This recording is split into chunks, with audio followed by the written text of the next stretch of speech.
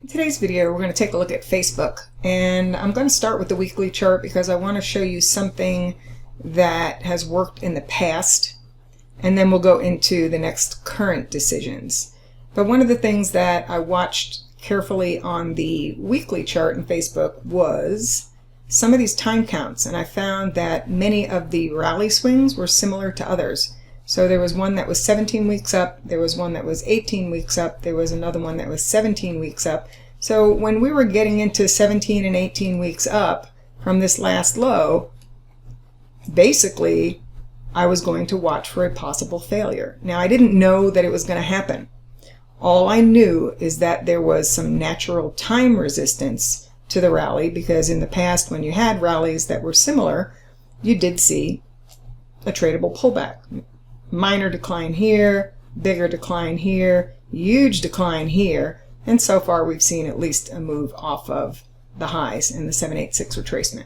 Okay, so anyway, that's something that happened in the past. That is something that I do use though in my analysis all the time. Time symmetry besides price symmetry. Now beyond that, let's look at the daily chart in Facebook, and this would be a setup that I would be stalking. Okay, because there's not going to be a buy signal yet that tells us that it's worth placing a bet. But I will show you the area that I'm looking at and that I'm interested in. And let's see, it comes in anywhere from, actually we're going to use this wider zone, 174.25 to 177.10.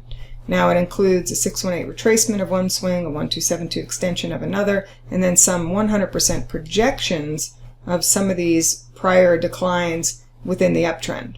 Okay, so that is potential support. Now, what I don't like about Facebook at the moment is that we are currently below the 50 simple, and the 5 and 13 are in a sell mode. So that's, that's a warning that this is, a little bit, well, at least counter to the immediate trend, because the immediate trend is still down. But I'm still going to watch this area for possible support and resumption of the rally.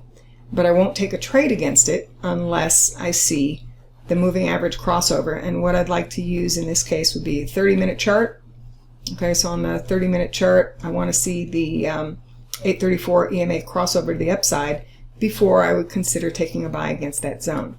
So we're not there yet. This is one that you would be stalking, and you won't take a trade unless you see that signal. And if you do see the signal, then you can either define your risk underneath the low that's made prior to your buy trigger, or underneath the low end of the zone, which in this case is underneath that 174.25 area.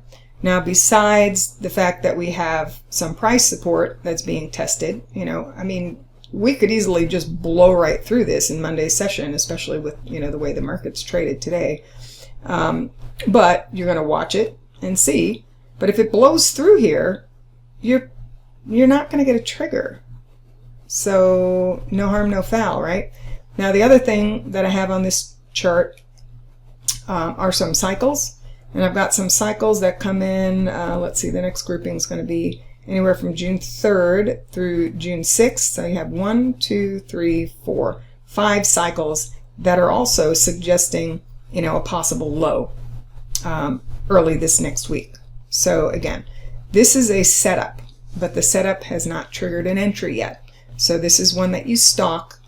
Don't just go out there and buy Facebook because I put out a commentary about looking for a low in Facebook, because if you don't get the signal, you're likely to get your butt kicked. So anyway, that's a setup that I'm looking at. It may or may not trigger, and we'll take another look at it next week. Have a great weekend.